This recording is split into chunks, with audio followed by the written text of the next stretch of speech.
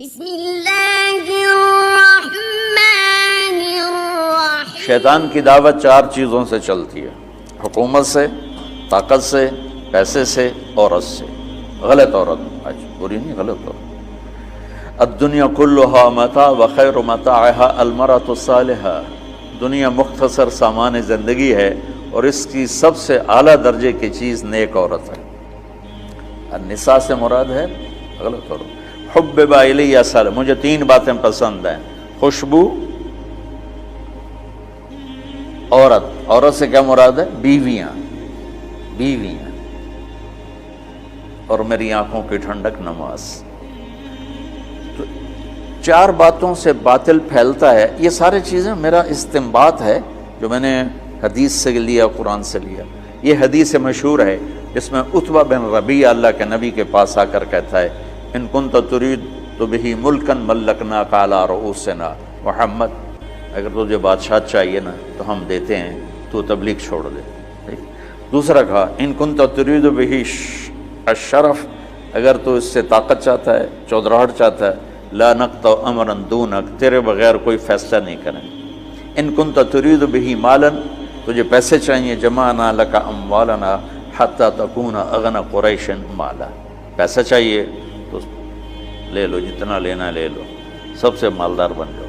ان کانا انما بکلباء، عورتیں چاہیے، فاختر ای نساء قریش فلنزوجک عشرہ، ہم تیرے سامنے قریش کی لڑکیاں کھڑی کر دیتے ہیں، جتنوں سے کہے گا تیری شادی کر دیں گے۔ اس وقت تعداد تو مقرر نہیں تھی۔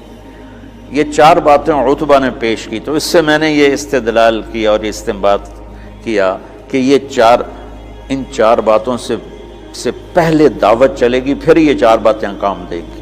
اگر دعوت نہیں ہے تو یہ چار باتیں حرکت میں ہی نہیں آئیں گی۔ دعوت اصل سبب ہے، اس سبب کو اٹھانے والی چار چیزیں ہیں۔ باطل کا سبب دعوت ہے، اس دعوت میں رنگ بھرنے والی حکومت، طاقت، پیسہ، عورت۔ اور ادھر جب آپ فارغ ہو گئے، جب وہ عتبہ اپنی بات سے فارغ ہو گئے تو آپ نے کہا: فرغ تھا ابو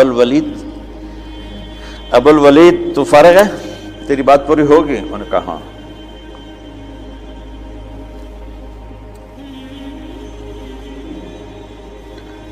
عتبہ ایسے بیٹھا ہوا تھا، ایسے یوں کر کے، دیکھ رہے ہو، اس طرح بیٹھا ہوا تھا۔ تو آپ نے کہا: فرغ تھا، تیری گل پوری ہوگی؟ کہ میں کہوں؟ میں کہوں؟ کہو۔ تو آپ نے کہا: بسم اللہ الرحمن الرحیم۔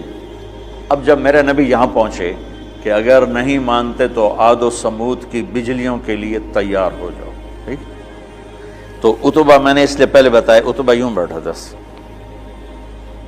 یعنی ایسے نا تکبر کے ساتھ اور لا غرض ہو کر ایسے بیٹھا، یوں سن رہا تھا۔ جب آپ نے کہا نا عاد و سمود کی بجلیوں کی کڑک کے لیے تیار ہو جاؤ، فَأَنذَرْتُكُمْ صَاعِقَةً مِثْلَ صَاعِقَةِ عَادٍ وَثَمُودَ، تو اس نے یہیں سے یوں جمپ لیا۔ اب میں تو نیچے گر جاؤں گا، لہذا جمپ لے نہیں سکتا۔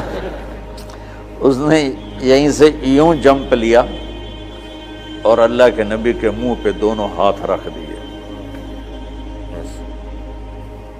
ناشدتک الرحم، کہ تجھے رشتوں کا واسطہ،